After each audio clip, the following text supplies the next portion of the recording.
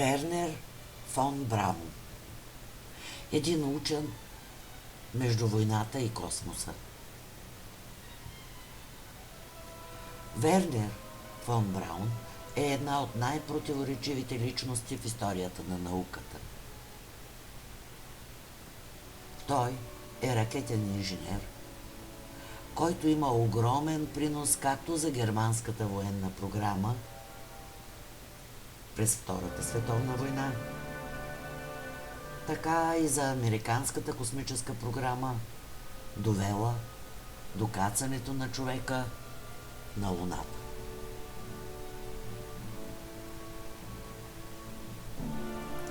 През 1937 година фон Браун става директор на ракетния център в Германия. Там той ръководи разработката на ракетата В2, първата ракета, достигнала границите на космоса.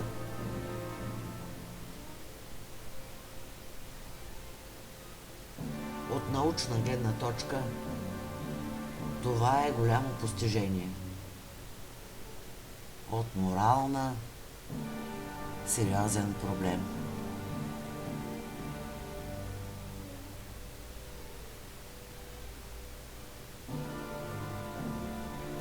Ракетите В2 са произвеждани с помощта на робски труд в подземния завод Мителбау Дора.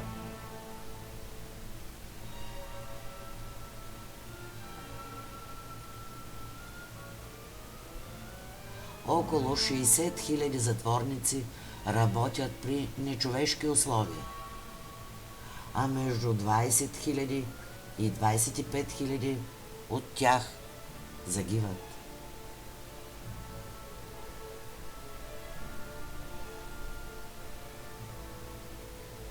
Това поставя въпроса: може ли науката да бъде отделена от страданието, с което е постигната?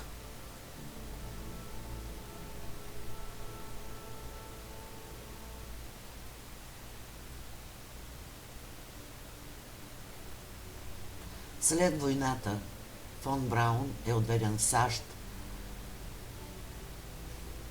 Там той става водещ учен в НАСА и участва в създаването на ракетата Сатурн В, която отвежда астронавтите от програмата Аполо до Луната.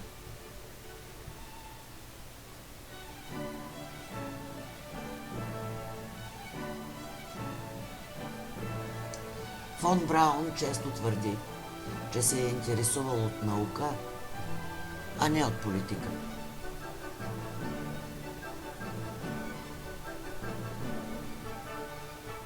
Той казва: науката няма морално измерение. Тя е като нож. Всичко зависи от това в чии ръце е.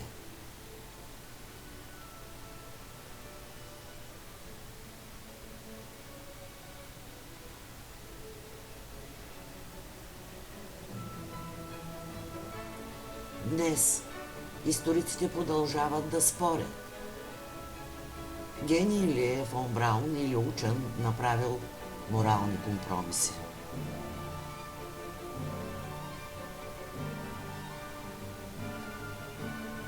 Най-вероятно той е и двете. Неговата история ни учи, че научният напредък трябва винаги да върви заедно с моралната отговорност.